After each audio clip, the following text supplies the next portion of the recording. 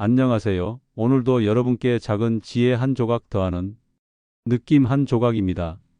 오늘은 조선시대를 대표하는 위대한 실학자이자 기존의 성리학적 사고방식을 넘어서서 인간의 본질적인 삶의 의미를 깊이 고민한 사상가 정약용 선생이 우리에게 남긴 삶의 귀중한 경고 세 가지를 함께 이야기해 보고자 합니다. 정약용은 단순히 책상 앞에 앉아 있던 학자가 아니었습니다. 1762년에 태어나 1836년까지 살았던 그의 74년 생애는 그야말로 파란만장했습니다.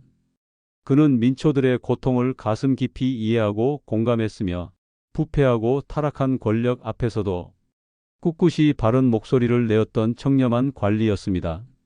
특히 암행어사로 활동할 때는 백성들의 생생한 현실을 직접 목격하며 그들의 아픔을 자신의 아픔으로 받아들였습니다. 하지만 그의 삶에서 가장 주목할 부분은 바로 18년이라는 긴 유배 생활입니다. 1801년 신유박해로 인해 전라남도 강진으로 유배를 떠나게 된 그는 절망적인 상황에서도 좌절하지 않고 1000권이 넘는 방대한 저서를 남긴 진정한 의미에 지치지 않는 지성인이었습니다. 강진에서의 18년. 이 시간은 그에게 단순한 고난의 시간이 아니었습니다. 오히려 인간의 본질과 삶의 의미에 대해 더욱 깊이 사색할 수 있는 소중한 기회가 되었습니다. 궁핍한 생활 속에서도 그는 끊임없이 글을 쓰고 제자들을 가르치며 백성들의 실제 삶에 도움이 되는 실용적인 학문을 추구했습니다. 바로 이런 생생한 경험과 깊은 성찰을 통해 정약용 선생은 이런 깊은 통찰을 남겼습니다. 사람이 진정한 지혜의 경지에 도달하기 위해서는 반드시 자신의 어리석음을 먼저 깨닫고 인정해야 한다. 그가 특별히 경계하고자 했던 세 가지 어리석음은 단순히 한 개인의 삶을 망가뜨리는 데 그치지 않고 그 개인이 속한 가정의 평화를 깨뜨리며 나아가 사회 전체에 깊은 병폐를 퍼뜨리는 근본적인 원인이 되기도 합니다. 오늘 이 소중한 시간, 정약용 선생의 날카로운 통찰력을 따라가며 우리 각자의 삶을 진지하게 돌아보는 의미 있는 계기가 되었으면 합니다. 첫 번째 어리석음은 배우지 않고 아는 체 하는 것입니다. 정약용 선생이 가장 먼저 그리고 가장 강력하게 꼬집어 지적한 어리석음은 바로 충분히 배우고 익히지도 않았으면서 마치 모든 것을 다 아는 것처럼 행동하는 태도였습니다. 그는 이런 준엄한 경고를 남겼습니다. 한 사람이 배움의 자세를 저버리는 순간 바로 그때부터 그 영혼의 타락이 시작되는 법이다. 정약용이 직접 목격한 조선 후기의 관료 사회는 어떤 모습이었을까요? 그는 조정에서 일하며 수많은 관리들 중에서 겉으로는 마치 모든 것을 다 아는 듯 유식한 척하지만 실상 깊이 들여다보면 아무것도 제대로 알지 못하는 이들을 수없이 목격했습니다. 이런 사람들의 특징은 명확했습니다. 자신보다 낮은 지위의 사람들이 하는 말은 아예 듣지도 않았고 오로지 자신의 좁은 견해만을 고집하며 우겼습니다. 자신만의 왜곡된 논리로 세상의 모든 것을 재단하려 들었으며 자신과 다른 의견은 무조건 배척하기에 급급했습니다. 특히 정약용이 암행어사로 활동할 때 만났던 한 지방 관리의 이야기는 매우 인상적입니다. 그 관리는 백성들의 고통에 대해 전혀 모르면서도 중앙에서 내려온 정책을 맹목적으로 시행하며 이것이 최선이라고 단정지었습니다. 정약용이 실제 현실을 지적하자 그는 서울 양반이 무엇을 아느냐며 오히려 화를 냈다고 합니다. 정약용 선생은 이처럼 자만에 빠진 이들을 날카롭게 비판하며 귀는 막아버리고 입만 열심히 여는 자라고 했습니다. 현대를 살아가는 우리도 주변에서 이와 똑같은 유형의 사람들을 자주 마주치게 됩니다. 인터넷에서 주워들은 겉핥기식 지식만으로 세상의 모든 일을 다 안다고 단정 짓는 이들을 생각해 보세요.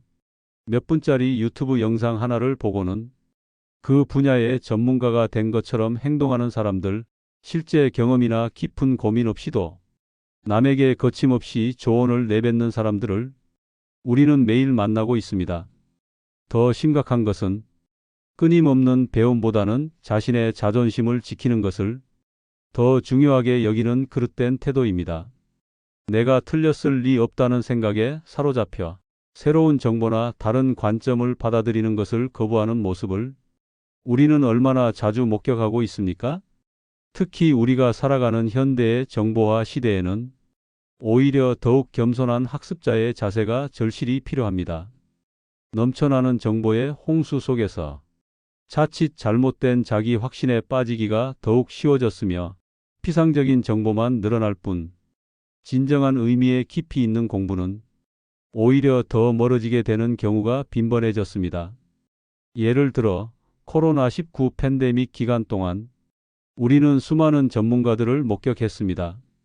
의학적 배경이 전혀 없는 사람들이 몇 개의 기사만 읽고는 바이러스 전파나 백신에 대해 확신에 찬 주장을 펼치는 모습을 보았습니다. 이는 정약용이 경계했던 첫 번째 어리석음의 전형적인 모습이 아닐까요? 정약용 선생은 이런 의미심장한 말씀을 남겼습니다. 제대로 배우지도 않고 안다고 말하는 것은 칠흑 같은 어둠 속에서 제대로 된 길을 찾을 수 있다고 허망한 말을 하는 것과 다르지 않다. 진정으로 깊이 아는 사람이란 자신이 모르는 것이 무엇인지 겸허히 인정할 줄 아는 사람입니다. 소크라테스의 나는 내가 모른다는 것을 안다는 말과도 일맥상통하는 지혜입니다. 진정한 의미의 지혜로운 사람이란 다른 이들의 말 속에서 자신의 고정된 틀을 과감히 부수고 새로운 관점에서 다시 세상을 바라볼 줄 아는 열린 마음의 소유자입니다. 실제로 정약용 자신도 유배 생활 중 강진의 일반 백성들에게서 많은 것을 배웠다고 고백했습니다. 농사일에 대해서는 농부들이, 어업에 대해서는 어부들이 자신보다 훨씬 많이 알고 있다는 것을 인정하고 그들에게 겸손히 배우는 자세를 잃지 않았습니다. 이러한 첫 번째 어리석음은 오직 진정한 겸손함과 열린 마음으로 경청하는 자세로서만 극복할 수 있습니다.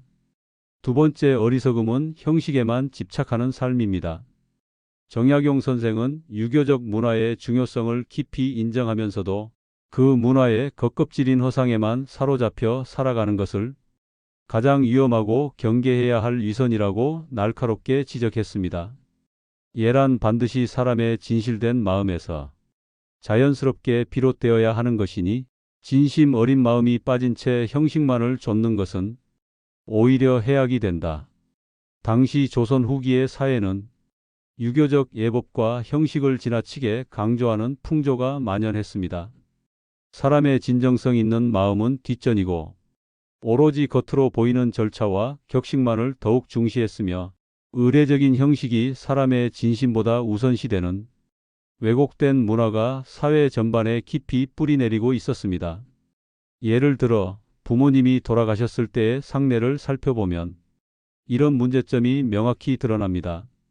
당시 사람들은 몇 년 동안 상복을 입어야 하는지, 어떤 음식을 먹으면 안 되는지, 어떤 행동을 해서는 안 되는지에만 집중했습니다.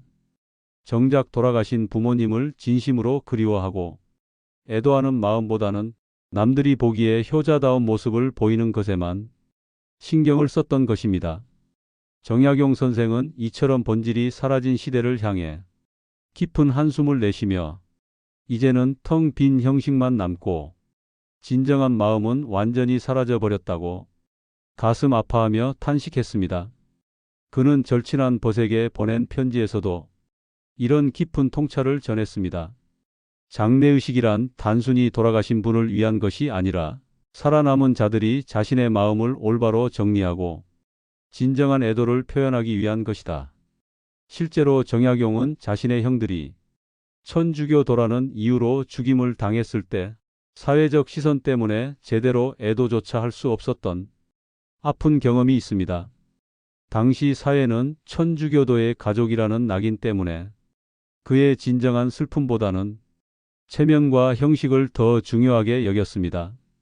이런 개인적 고통을 통해 정약용은 형식이 사람의 진심을 짓밟는 현실을 뼈저리게 체험했고 이것이 얼마나 잘못된 것인지를 깊이 깨달았습니다. 오늘날 우리 사회도 이런 문제에서 자유롭지 못합니다. 결혼식을 생각해 보세요. 많은 사람들이 결혼의 진정한 의미나 서로에 대한 사랑과 헌신보다는 몇백 명의 하객을 초대할지, 어떤 예식장에서 할지, 얼마나 화려한 드레스를 입을지에만 집중합니다. 정작 두 사람이 평생을 함께 살아갈 준비는 되어 있지 않으면서도 하루의 화려한 행사에만 모든 에너지와 비용을 쏟아붓는 모습을 우리는 너무 자주 목격합니다. 명절 문화는 어떨까요? 추석이나 설날이 되면 많은 가족들이 진정한 가족애나 조상에 대한 경의보다는 몇 시에 어떤 순서로 절을 해야 하는지, 어떤 음식을 준비해야 하는지와 같은 형식적인 부분에만 신경을 쓰느라 스트레스를 받습니다. 정작 서로의 안부를 묻고 따뜻한 정을 나누는 시간은 점점 줄어들고 있습니다. 직장 문화도 마찬가지입니다. 회식 문화, 승진을 위한 인사치레, 상사에 대한 형식적인 존댓말, 진정성 있는 소통과 협력보다는 겉으로 드러나는 예의와 절차에만 매달리는 경우가 얼마나 많습니까? 이제 우리는 매 순간 자신에게 이런 질문을 던져 보아야 합니다. 지금 내가 하는 이 행동에는 진정 내 마음이 온전히 담겨 있는가? 나는 지금 진정한 의미의 예를 지키고 있는가? 아니면 그저 형식이라는 굴레에 스스로를 옭아매고 있는 것은 아닌가? 정약용 선생은 이런 중요한 가르침을 남겼습니다. 예법이란 본래 사람을 이롭게 하고 도와주기 위한 소중한 도구이지 결코 사람의 마음을 속박하고 구속하는 무거운 쇠사슬이 되어서는 안 된다. 진정성 없는 가짜 예절은 결국 인간과 인간 사이의 진정한 관계를 무너뜨리고 맙니다. 진심 어린 마음이 배제된 채 형식적으로만 행해지는 모든 행동은 결국에는 공허한 허위로 전락하고 말며 이러한 허위는 필연적으로 사람 사이의 소중한 신뢰를 무참히 파괴하고 말 것입니다. 우리는 예법이라는 형식을 올바로 지켜나가되 그 안에 반드시 진정성 있는 마음을 가득 담아야 합니다. 그렇게 할 때에만 예절은 비로소 우리 삶을 더욱 풍요롭게 만드는 진정한 아름다움으로 거듭날 수 있을 것입니다. 세 번째 어리석음은 욕망에 휘둘리는 삶입니다. 정약용 선생은 인간의 본성을 이야기할 때 비현실적이고 이상적인 도덕성만을 강요하지는 않았습니다. 그는 철저한 현실주의자였습니다. 인간에게 있어 욕망이란 자연스러운 본능이며 그 자체로는 결코 부정적이거나 나쁜 것이 아니라고 명확하게 인식했습니다.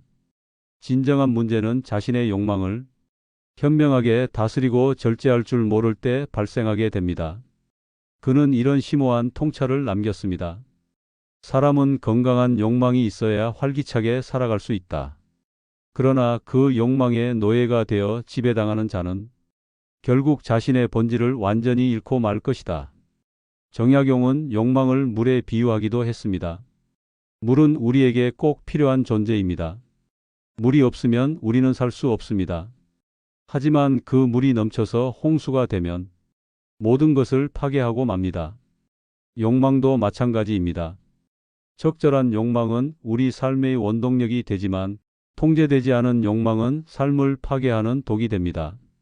정약용 선생이 오랜 유배 생활 중에 직접 목격했던 많은 이들은 끝없는 권력과 재산의 욕망을 쫓다가 결국에는 비참하게 몰락한 사람들이었습니다. 그 중에서도 특히 기억에 남는 한 인물이 있었습니다. 당시 전라도 지역의 한 부유한 지주였는데 이미 충분한 재산을 가지고 있었음에도 불구하고 더 많은 땅을 소유하고 싶은 욕망에 사로잡혀 있었습니다. 그는 가난한 농민들의 땅을 빼앗기 위해 온갖 부정한 방법을 동원했고 심지어 관리들에게 뇌물을 바쳐가며 불법적인 일들을 저질렀습니다. 그들은 자신의 욕망을 절제하지 못했고 그 욕망을 마치 자신의 당연한 권리라고 그릇되게 여기는 오만함을 보였습니다. 그들의 최후는 어떠했을까요? 평생 쌓아온 명예는 하루아침에 물거품이 되어 사라졌고 수백 년을 이어온 가문은 순식간에 몰락했으며 오랜 세월 함께했던 친구들과 심지어 가족들마저 하나둘 곁을 떠나가고 말았습니다. 현대를 살아가는 우리들 역시 끊임없이 SNS를 통해 비춰지는 타인의 화려한 삶을 보며 어느새 자신도 모르게 욕망의 올바른 방향성을 완전히 잃어버리고 있는지도 모릅니다. 더 넓은 집, 더 고급스러운 차, 더 많은 SNS 팔로워, 더욱 화려하고 사치스러운 소비 생활, 명품에 대한 맹목적인 추구, 남들에게 과시하기 위한 과도한 소비, 끝없는 성공에 대한 갈증. 과연 이 모든 것들이 정말로 나의 진정한 행복을 위해 꼭 필요한 것일까요? 아니면 이는 단지 타인의 시선을 지나치게 의식한 나머지 생겨난 허상에 불과한 가짜 욕망은 아닐까요? 정약용 선생은 이런 깊은 통찰을 남겼습니다. 진정으로 부유한 삶을 사는 사람이란 끝없는 욕망에 얽매이지 않고 자신의 욕망을 절제할 줄 아는 지혜로운 사람이다. 현명한 절제란 결코 삶의 포기가 아닙니다. 그것은 더 나은 삶을 위한 지혜로운 선택이며 자신의 본질을 잃지 않기 위한 강인한 내면의 힘을 의미합니다. 정약용은 구체적인 욕망 관리 방법도 제시했습니다. 첫째, 감사하는 마음입니다. 지금 내가 가진 것들에 대해 진심으로 감사할 줄 알면 없는 것에 대한 지나친 갈망에서 벗어날 수 있습니다. 둘째, 진정한 필요와 허영심 구분하기입니다. 내가 정말로 필요로 하는 것과 단순히 남에게 보이기 위한 것을 명확히 구분해야 합니다. 셋째, 장기적 관점으로 생각하기입니다. 지금 당장의 만족보다는 10년, 20년 후의 나를 생각하며 결정을 내려야 합니다.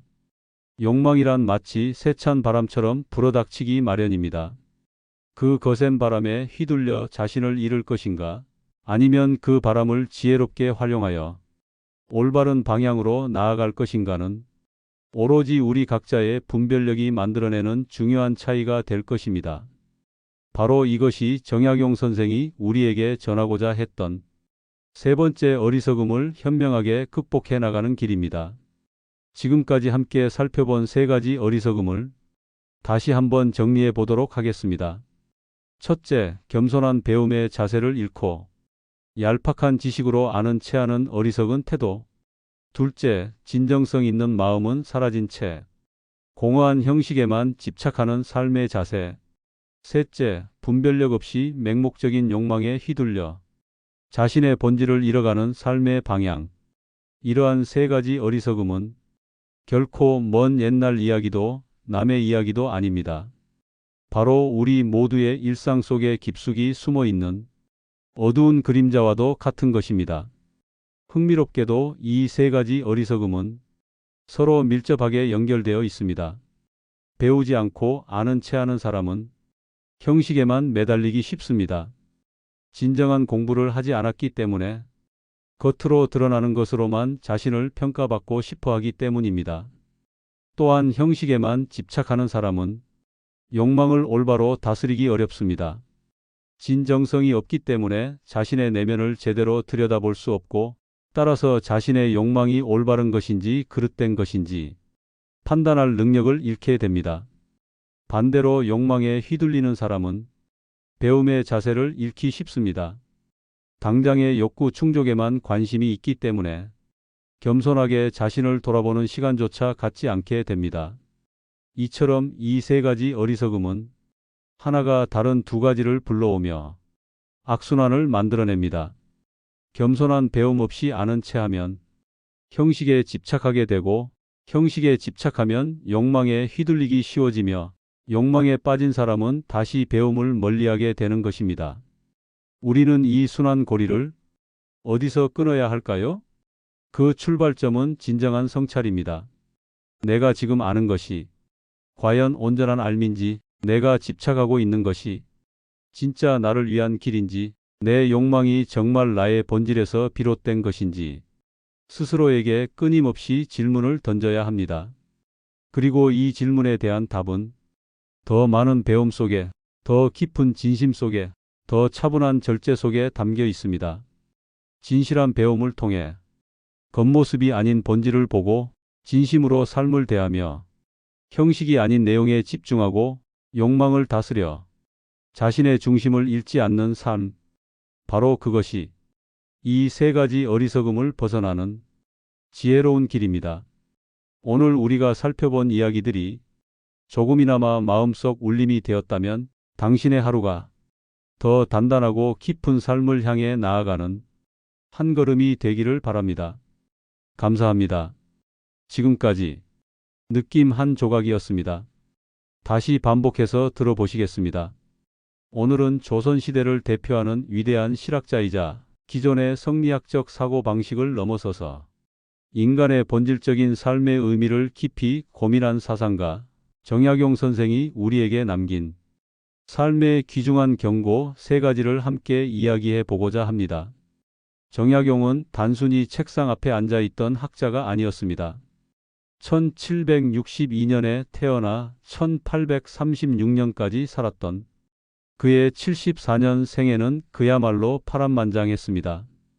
그는 민초들의 고통을 가슴 깊이 이해하고 공감했으며 부패하고 타락한 권력 앞에서도 꿋꿋이 바른 목소리를 내었던 청렴한 관리였습니다. 특히 암행어사로 활동할 때는 백성들의 생생한 현실을 직접 목격하며 그들의 아픔을 자신의 아픔으로 받아들였습니다. 하지만 그의 삶에서 가장 주목할 부분은 바로 18년이라는 긴 유배 생활입니다. 1801년 신유박해로 인해 전라남도 강진으로 유배를 떠나게 된 그는 절망적인 상황에서도 좌절하지 않고 1000권이 넘는 방대한 저서를 남긴 진정한 의미에 지치지 않는 지성인이었습니다. 강진에서의 18년. 이 시간은 그에게 단순한 고난의 시간이 아니었습니다. 오히려 인간의 본질과 삶의 의미에 대해 더욱 깊이 사색할 수 있는 소중한 기회가 되었습니다. 궁핍한 생활 속에서도 그는 끊임없이 글을 쓰고 제자들을 가르치며 백성들의 실제 삶에 도움이 되는 실용적인 학문을 추구했습니다. 바로 이런 생생한 경험과 깊은 성찰을 통해 정약용 선생은 이런 깊은 통찰을 남겼습니다. 사람이 진정한 지혜의 경지에 도달하기 위해서는 반드시 자신의 어리석음을 먼저 깨닫고 인정해야 한다. 그가 특별히 경계하고자 했던 세 가지 어리석음은 단순히 한 개인의 삶을 망가뜨리는 데 그치지 않고 그 개인이 속한 가정의 평화를 깨뜨리며 나아가 사회 전체에 깊은 병폐를 퍼뜨리는 근본적인 원인이 되기도 합니다. 오늘 이 소중한 시간, 정약용 선생의 날카로운 통찰력을 따라가며 우리 각자의 삶을 진지하게 돌아보는 의미 있는 계기가 되었으면 합니다. 첫 번째 어리석음은 배우지 않고 아는 체 하는 것입니다. 정약용 선생이 가장 먼저 그리고 가장 강력하게 꼬집어 지적한 어리석음은 바로 충분히 배우고 익히지도 않았으면서 마치 모든 것을 다 아는 것처럼 행동하는 태도였습니다. 그는 이런 준엄한 경고를 남겼습니다. 한 사람이 배움의 자세를 저버리는 순간 바로 그때부터 그 영혼의 타락이 시작되는 법이다. 정약용이 직접 목격한 조선 후기의 관료 사회는 어떤 모습이었을까요? 그는 조정에서 일하며 수많은 관리들 중에서 겉으로는 마치 모든 것을 다 아는 듯 유식한 척하지만 실상 깊이 들여다보면 아무것도 제대로 알지 못하는 이들을 수없이 목격했습니다. 이런 사람들의 특징은 명확했습니다.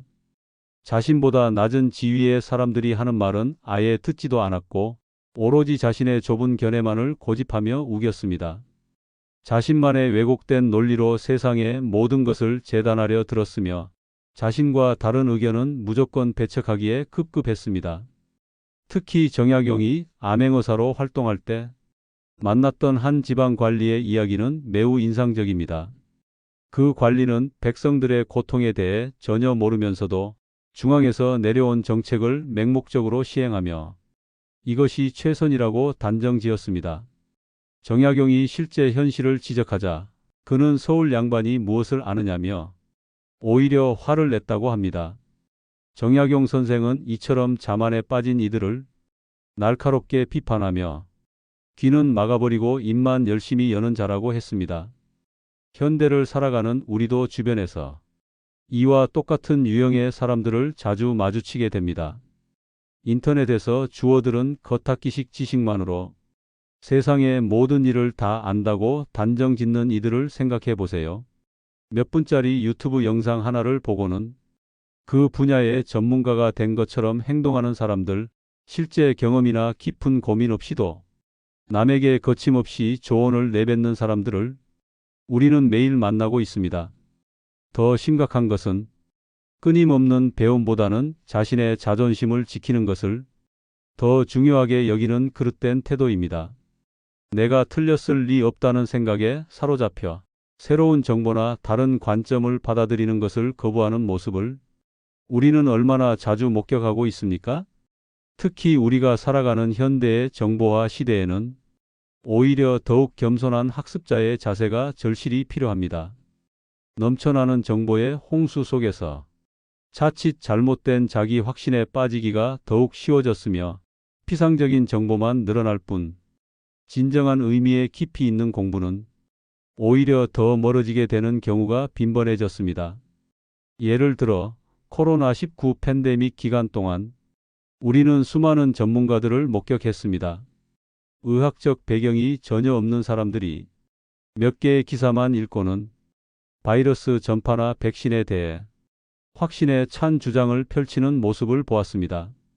이는 정약용이 경계했던 첫 번째 어리석음의 전형적인 모습이 아닐까요? 정약용 선생은 이런 의미심장한 말씀을 남겼습니다. 제대로 배우지도 않고 안다고 말하는 것은 칠흑 같은 어둠 속에서 제대로 된 길을 찾을 수 있다고 허망한 말을 하는 것과 다르지 않다. 진정으로 깊이 아는 사람이란 자신이 모르는 것이 무엇인지 겸허히 인정할 줄 아는 사람입니다. 소크라테스의 나는 내가 모른다는 것을 안다는 말과도 일맥상통하는 지혜입니다. 진정한 의미의 지혜로운 사람이란 다른 이들의 말 속에서 자신의 고정된 틀을 과감히 부수고 새로운 관점에서 다시 세상을 바라볼 줄 아는 열린 마음의 소유자입니다. 실제로 정약용 자신도 유배 생활 중 강진의 일반 백성들에게서 많은 것을 배웠다고 고백했습니다. 농사일에 대해서는 농부들이, 어업에 대해서는 어부들이 자신보다 훨씬 많이 알고 있다는 것을 인정하고 그들에게 겸손히 배우는 자세를 잃지 않았습니다. 이러한 첫 번째 어리석음은 오직 진정한 겸손함과 열린 마음으로 경청하는 자세로서만 극복할 수 있습니다. 두 번째 어리석음은 형식에만 집착하는 삶입니다. 정약용 선생은 유교적 문화의 중요성을 깊이 인정하면서도 그 문화의 겉껍질인 허상에만 사로잡혀 살아가는 것을 가장 위험하고 경계해야 할 위선이라고 날카롭게 지적했습니다.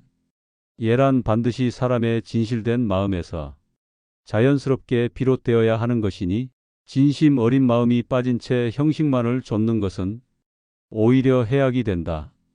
당시 조선 후기의 사회는 유교적 예법과 형식을 지나치게 강조하는 풍조가 만연했습니다. 사람의 진정성 있는 마음은 뒷전이고 오로지 겉으로 보이는 절차와 격식만을 더욱 중시했으며 의례적인 형식이 사람의 진심보다 우선시되는 왜곡된 문화가 사회 전반에 깊이 뿌리내리고 있었습니다. 예를 들어 부모님이 돌아가셨을 때의 상례를 살펴보면 이런 문제점이 명확히 드러납니다. 당시 사람들은 몇 년 동안 상복을 입어야 하는지, 어떤 음식을 먹으면 안 되는지, 어떤 행동을 해서는 안 되는지에만 집중했습니다. 정작 돌아가신 부모님을 진심으로 그리워하고 애도하는 마음보다는 남들이 보기에 효자다운 모습을 보이는 것에만 신경을 썼던 것입니다. 정약용 선생은 이처럼 본질이 사라진 시대를 향해 깊은 한숨을 내쉬며 이제는 텅 빈 형식만 남고 진정한 마음은 완전히 사라져 버렸다고 가슴 아파하며 탄식했습니다. 그는 절친한 벗에게 보낸 편지에서도 이런 깊은 통찰을 전했습니다. 장례의식이란 단순히 돌아가신 분을 위한 것이 아니라 살아남은 자들이 자신의 마음을 올바로 정리하고 진정한 애도를 표현하기 위한 것이다. 실제로 정약용은 자신의 형들이 천주교도라는 이유로 죽임을 당했을 때 사회적 시선 때문에 제대로 애도조차 할 수 없었던 아픈 경험이 있습니다. 당시 사회는 천주교도의 가족이라는 낙인 때문에 그의 진정한 슬픔보다는 체면과 형식을 더 중요하게 여겼습니다. 이런 개인적 고통을 통해 정약용은 형식이 사람의 진심을 짓밟는 현실을 뼈저리게 체험했고 이것이 얼마나 잘못된 것인지를 깊이 깨달았습니다. 오늘날 우리 사회도 이런 문제에서 자유롭지 못합니다. 결혼식을 생각해 보세요. 많은 사람들이 결혼의 진정한 의미나 서로에 대한 사랑과 헌신보다는 몇백 명의 하객을 초대할지, 어떤 예식장에서 할지, 얼마나 화려한 드레스를 입을지에만 집중합니다. 정작 두 사람이 평생을 함께 살아갈 준비는 되어 있지 않으면서도 하루의 화려한 행사에만 모든 에너지와 비용을 쏟아붓는 모습을 우리는 너무 자주 목격합니다. 명절 문화는 어떨까요? 추석이나 설날이 되면 많은 가족들이 진정한 가족애나 조상에 대한 경의보다는 몇 시에 어떤 순서로 절을 해야 하는지, 어떤 음식을 준비해야 하는지와 같은 형식적인 부분에만 신경을 쓰느라 스트레스를 받습니다. 정작 서로의 안부를 묻고 따뜻한 정을 나누는 시간은 점점 줄어들고 있습니다. 직장 문화도 마찬가지입니다. 회식 문화, 승진을 위한 인사치레, 상사에 대한 형식적인 존댓말, 진정성 있는 소통과 협력보다는 겉으로 드러나는 예의와 절차에만 매달리는 경우가 얼마나 많습니까? 이제 우리는 매 순간 자신에게 이런 질문을 던져보아야 합니다. 지금 내가 하는 이 행동에는 진정 내 마음이 온전히 담겨 있는가? 나는 지금 진정한 의미의 예를 지키고 있는가? 아니면 그저 형식이라는 굴레에 스스로를 옭아매고 있는 것은 아닌가? 정약용 선생은 이런 중요한 가르침을 남겼습니다. 예법이란 본래 사람을 이롭게 하고 도와주기 위한 소중한 도구이지 결코 사람의 마음을 속박하고 구속하는 무거운 쇠사슬이 되어서는 안 된다. 진정성 없는 가짜 예절은 결국 인간과 인간 사이의 진정한 관계를 무너뜨리고 맙니다. 진심 어린 마음이 배제된 채 형식적으로만 행해지는 모든 행동은 결국에는 공허한 허위로 전락하고 말며 이러한 허위는 필연적으로 사람 사이의 소중한 신뢰를 무참히 파괴하고 말 것입니다. 우리는 예법이라는 형식을 올바로 지켜나가되 그 안에 반드시 진정성 있는 마음을 가득 담아야 합니다. 그렇게 할 때에만 예절은 비로소 우리 삶을 더욱 풍요롭게 만드는 진정한 아름다움으로 거듭날 수 있을 것입니다. 세 번째 어리석음은 욕망에 휘둘리는 삶입니다. 정약용 선생은 인간의 본성을 이야기할 때 비현실적이고 이상적인 도덕성만을 강요하지는 않았습니다. 그는 철저한 현실주의자였습니다. 인간에게 있어 욕망이란 자연스러운 본능이며 그 자체로는 결코 부정적이거나 나쁜 것이 아니라고 명확하게 인식했습니다. 진정한 문제는 자신의 욕망을 현명하게 다스리고 절제할 줄 모를 때 발생하게 됩니다. 그는 이런 심오한 통찰을 남겼습니다. 사람은 건강한 욕망이 있어야 활기차게 살아갈 수 있다. 그러나 그 욕망의 노예가 되어 지배당하는 자는 결국 자신의 본질을 완전히 잃고 말 것이다. 정약용은 욕망을 물에 비유하기도 했습니다. 물은 우리에게 꼭 필요한 존재입니다. 물이 없으면 우리는 살 수 없습니다. 하지만 그 물이 넘쳐서 홍수가 되면 모든 것을 파괴하고 맙니다. 욕망도 마찬가지입니다. 적절한 욕망은 우리 삶의 원동력이 되지만 통제되지 않은 욕망은 삶을 파괴하는 독이 됩니다. 정약용 선생이 오랜 유배 생활 중에 직접 목격했던 많은 이들은 끝없는 권력과 재산의 욕망을 쫓다가 결국에는 비참하게 몰락한 사람들이었습니다. 그 중에서도 특히 기억에 남는 한 인물이 있었습니다. 당시 전라도 지역의 한 부유한 지주였는데 이미 충분한 재산을 가지고 있었음에도 불구하고 더 많은 땅을 소유하고 싶은 욕망에 사로잡혀 있었습니다. 그는 가난한 농민들의 땅을 빼앗기 위해 온갖 부정한 방법을 동원했고 심지어 관리들에게 뇌물을 바쳐가며 불법적인 일들을 저질렀습니다. 그들은 자신의 욕망을 절제하지 못했고 그 욕망을 마치 자신의 당연한 권리라고 그릇되게 여기는 오만함을 보였습니다.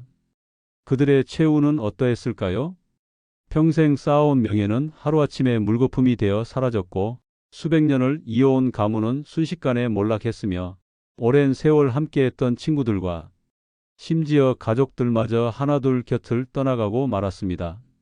현대를 살아가는 우리들 역시 끊임없이 SNS를 통해 비춰지는 타인의 화려한 삶을 보며 어느새 자신도 모르게 욕망의 올바른 방향성을 완전히 잃어버리고 있는지도 모릅니다.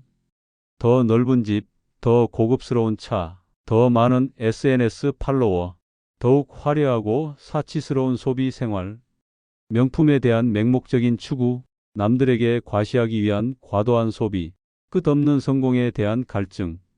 과연 이 모든 것들이 정말로 나의 진정한 행복을 위해 꼭 필요한 것일까요? 아니면 이는 단지 타인의 시선을 지나치게 의식한 나머지 생겨난 허상에 불과한 가짜 욕망은 아닐까요? 정약용 선생은 이런 깊은 통찰을 남겼습니다. 진정으로 부유한 삶을 사는 사람이란 끝없는 욕망에 얽매이지 않고 자신의 욕망을 절제할 줄 아는 지혜로운 사람이다. 현명한 절제란 결코 삶의 포기가 아닙니다. 그것은 더 나은 삶을 위한 지혜로운 선택이며 자신의 본질을 잃지 않기 위한 강인한 내면의 힘을 의미합니다. 정약용은 구체적인 욕망 관리 방법도 제시했습니다. 첫째, 감사하는 마음입니다. 지금 내가 가진 것들에 대해 진심으로 감사할 줄 알면 없는 것에 대한 지나친 갈망에서 벗어날 수 있습니다. 둘째, 진정한 필요와 허영심 구분하기입니다. 내가 정말로 필요로 하는 것과 단순히 남에게 보이기 위한 것을 명확히 구분해야 합니다. 셋째, 장기적 관점으로 생각하기입니다. 지금 당장의 만족보다는 10년, 20년 후의 나를 생각하며 결정을 내려야 합니다. 욕망이란 마치 세찬 바람처럼 불어닥치기 마련입니다. 그 거센 바람에 휘둘려 자신을 잃을 것인가? 아니면 그 바람을 지혜롭게 활용하여 올바른 방향으로 나아갈 것인가는 오로지 우리 각자의 분별력이 만들어내는 중요한 차이가 될 것입니다. 바로 이것이 정약용 선생이 우리에게 전하고자 했던 세 번째 어리석음을 현명하게 극복해 나가는 길입니다. 지금까지 함께 살펴본 세 가지 어리석음을 다시 한번 정리해 보도록 하겠습니다. 첫째, 겸손한 배움의 자세를 잃고 얄팍한 지식으로 아는 체하는 어리석은 태도. 둘째, 진정성 있는 마음은 사라진 채 공허한 형식에만 집착하는 삶의 자세. 셋째, 분별력 없이 맹목적인 욕망에 휘둘려 자신의 본질을 잃어가는 삶의 방향. 이러한 세 가지 어리석음은 결코 먼 옛날 이야기도 남의 이야기도 아닙니다. 바로 우리 모두의 일상 속에 깊숙이 숨어 있는 어두운 그림자와도 같은 것입니다. 흥미롭게도 이 세 가지 어리석음은 서로 밀접하게 연결되어 있습니다. 배우지 않고 아는 체하는 사람은 형식에만 매달리기 쉽습니다. 진정한 공부를 하지 않았기 때문에 겉으로 드러나는 것으로만 자신을 평가받고 싶어 하기 때문입니다. 또한 형식에만 집착하는 사람은 욕망을 올바로 다스리기 어렵습니다. 진정성이 없기 때문에 자신의 내면을 제대로 들여다볼 수 없고 따라서 자신의 욕망이 올바른 것인지 그릇된 것인지 판단할 능력을 잃게 됩니다. 반대로 욕망에 휘둘리는 사람은 배움의 자세를 잃기 쉽습니다. 당장의 욕구 충족에만 관심이 있기 때문에 겸손하게 자신을 돌아보는 시간조차 갖지 않게 됩니다. 이처럼 이 세 가지 어리석음은 하나가 다른 두 가지를 불러오며 악순환을 만들어냅니다. 겸손한 배움 없이 아는 체하면 형식에 집착하게 되고 형식에 집착하면 욕망에 휘둘리기 쉬워지며 욕망에 빠진 사람은 다시 배움을 멀리하게 되는 것입니다. 우리는 이 순환 고리를 어디서 끊어야 할까요? 그 출발점은 진정한 성찰입니다. 내가 지금 아는 것이 과연 온전한 삶인지, 내가 집착하고 있는 것이 진짜 나를 위한 길인지, 내 욕망이 정말 나의 본질에서 비롯된 것인지 스스로에게 끊임없이 질문을 던져야 합니다. 그리고 이 질문에 대한 답은 더 많은 배움 속에, 더 깊은 진심 속에, 더 차분한 절제 속에 담겨 있습니다. 진실한 배움을 통해 겉모습이 아닌 본질을 보고 진심으로 삶을 대하며 형식이 아닌 내용에 집중하고 욕망을 다스려 자신의 중심을 잃지 않는 삶. 바로 그것이 이 세 가지 어리석음을 벗어나는 지혜로운 길입니다. 오늘 우리가 살펴본 이야기들이 조금이나마 마음속 울림이 되었다면 당신의 하루가 더 단단하고 깊은 삶을 향해 나아가는 한 걸음이 되기를 바랍니다. 감사합니다. 지금까지 느낌 한 조각이었습니다.